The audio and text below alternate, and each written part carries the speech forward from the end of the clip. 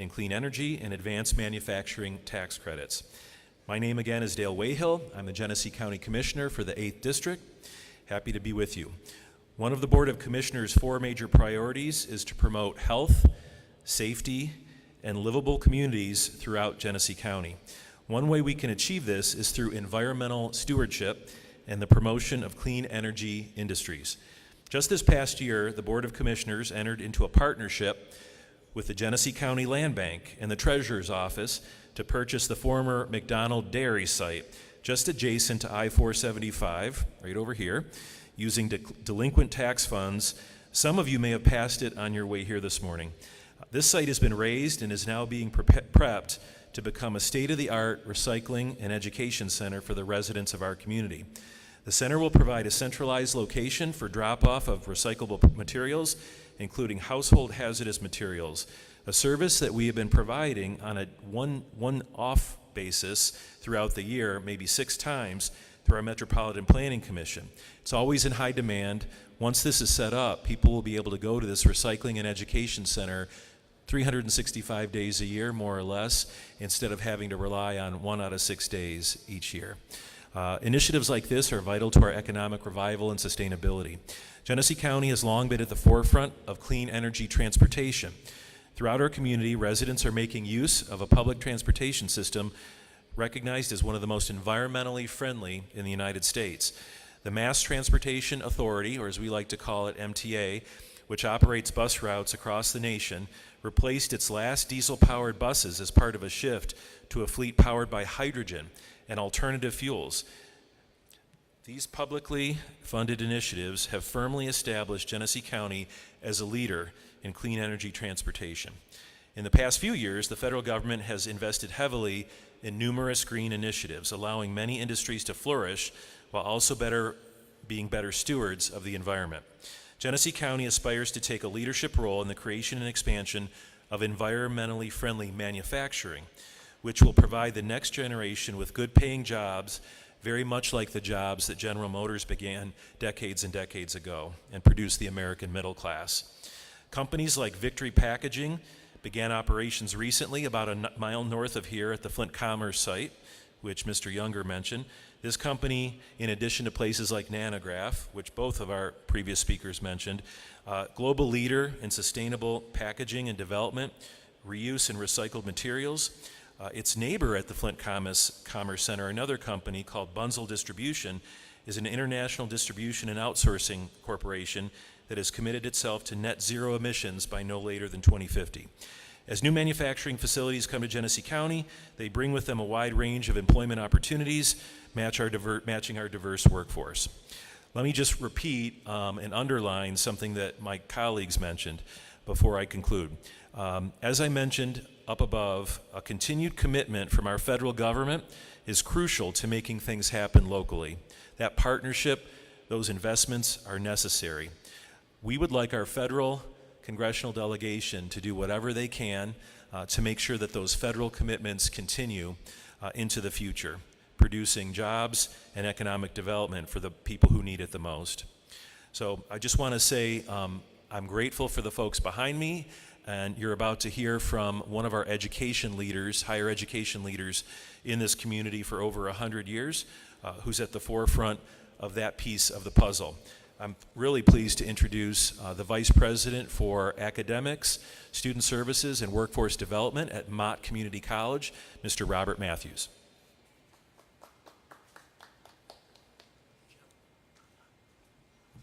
Thank you, Dale. And just for clarity, I haven't been here for 100 years, but Mott Community College has. Thanks, Scott. And it's an honor to be here amongst colleagues today, particularly from the state legislature, the Flint and Genesee group, and from the county commission.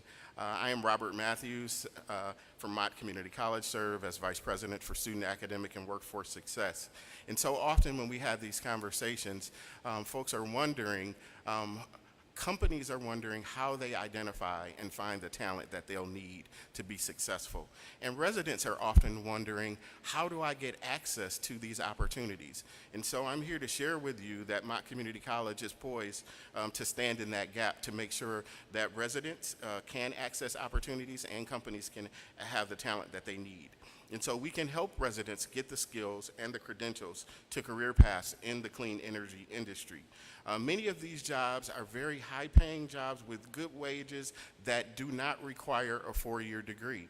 And so we really operate in that space of identifying how to create training programs that will connect people to good-paying jobs, get them the credential that they need, and make sure that they can do that in as short of an amount of time as possible.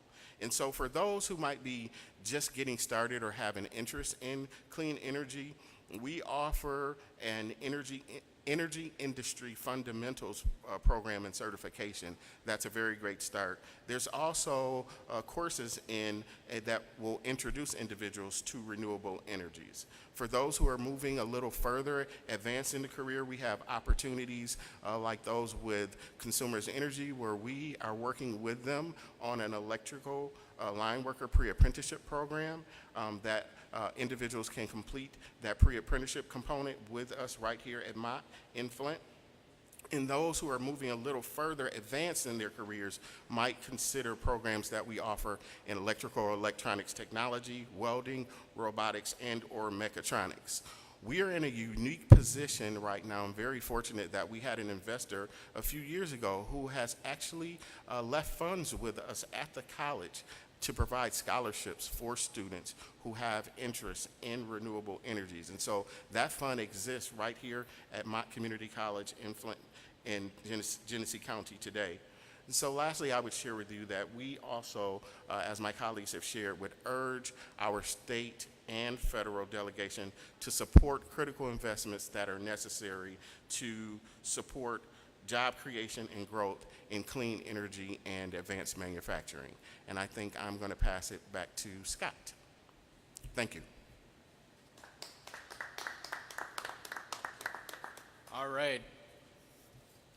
Thank you, Robert, and thank you to all of our speakers, Dale, Jasper, Andy, the speaker formerly known as Andrew. So with that, we'll open it up to any questions from the media, if there are any.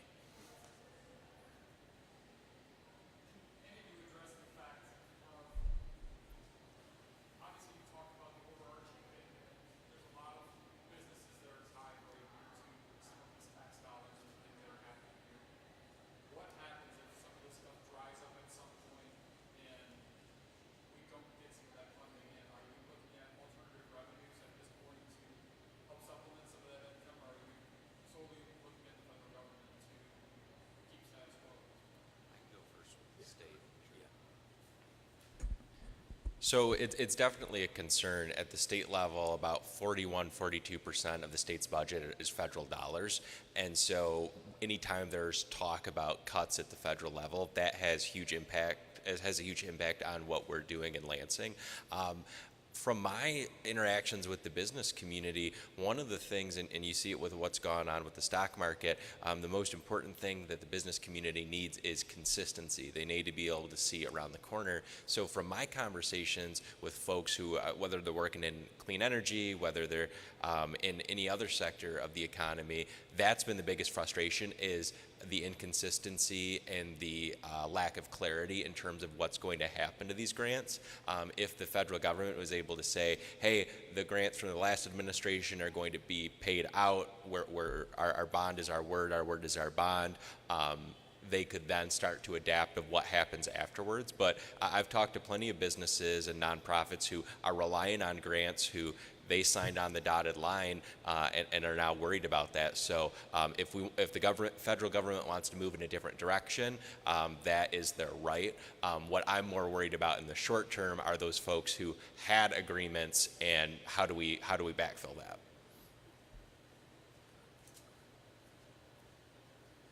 So at the county level, economic development is actually our top priority. We just had a session with all 9 county commissioners where we discussed a range of issues from public safety to health and all across the board in economic development is number one, largely in part because focusing on that helps us improve the other areas. If we generate new revenue, new people living in the community, paying taxes, if I may put it that way. I would say the direct answer to your question is the county doesn't have a lot of extra general fund money where we can help out with projects if the federal government ceases to live up to its commitments and make additional commitments. In particular, of interest to people locally is what we'll call the Advanced Manufacturing District, because that's its official name, here in Genesee County, Mundy Township location. In my view, as one commissioner, I can't speak for everybody, but it's crucial that the federal government do its part on that project, and we're going to do our part, certainly at the county commission, and hopefully Mundy Township will as well. So for smaller projects, it's more likely that we can step in and maybe help and try to figure things out, even by bringing in outside resources from a funder like CSMOD or another organization. But for a $50 billion project, unlikely that the county would be able to make that happen without federal support. Do you mind if I comment on that as well? Truly, from a business attraction standpoint, we are not just competing with the rest of Michigan, we're not competing with the rest of the country, we are competing with the world, and everything is more expensive here. And in order to level that playing field, support from the federal level is a key way that we can actually be competitive. Businesses that my colleagues at the Flint and Genesee Group are working to attract, they love everything about what we have to offer. The people, the land, the water, the infrastructure is here. The thing that is the challenge is the cost. And so we also don't have a whole community of billionaire investors to kind of keep that investment coming. And so that is where the federal government comes in and plays that key role to allow us to continue to innovate. And also to answer your question about like what's next if that goes through, we will just be continuing to look for the next innovation, because that's what we know that we can't just keep it at status quo and remain stagnant. We will have to look for something new, but whatever it is, it has to be clean, and it has to be plentiful when it comes to the energy that we are going to rely on.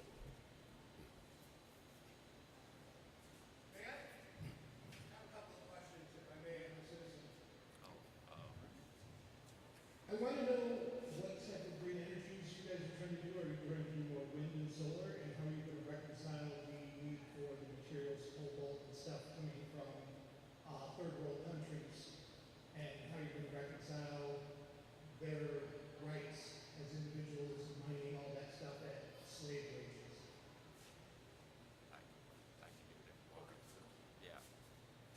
So it's an interesting way that you frame that, because I think there's two perspectives on wanting to recreate jobs here. And what the Trump administration has done, number one, they say that they want to bring back jobs, and then they hollow out all of the programs that would actually make it possible to recreate jobs here, whether it's cutting job training programs, whether it's wanting to repeal the CHIPS office. So we all want to recreate jobs here, but tariffs are not the answer. But I do appreciate I think the humanitarian aspect of why some people want tariffs. It's because a lot of these countries that we're trading with do not treat their workers the same way that they treat the United States. From my perspective, the way that we can utilize the United States economy is by saying, if you want access to our economy that is the best in the world, you're going to have to treat your workers a little bit better. So that's where, as we work with some of those third world countries, we can say this goes both ways. So if you want to have access to the United States economy, you are going to have to raise wages. You are going to have to improve working conditions. But I've found that when we talk about, everybody wants to recreate jobs, and when we talk about the impact on other countries, there are some folks who are just seeing it as some sort of, one-size-fits-all policy of treating all trade as bad, and that's not the case. There are certainly countries that we want to take a look at their human rights record. We want to take a look at what's going on domestically in their own countries, and To me, the incentive should be if you want to trade with us, you're going to have to be treating your workers better.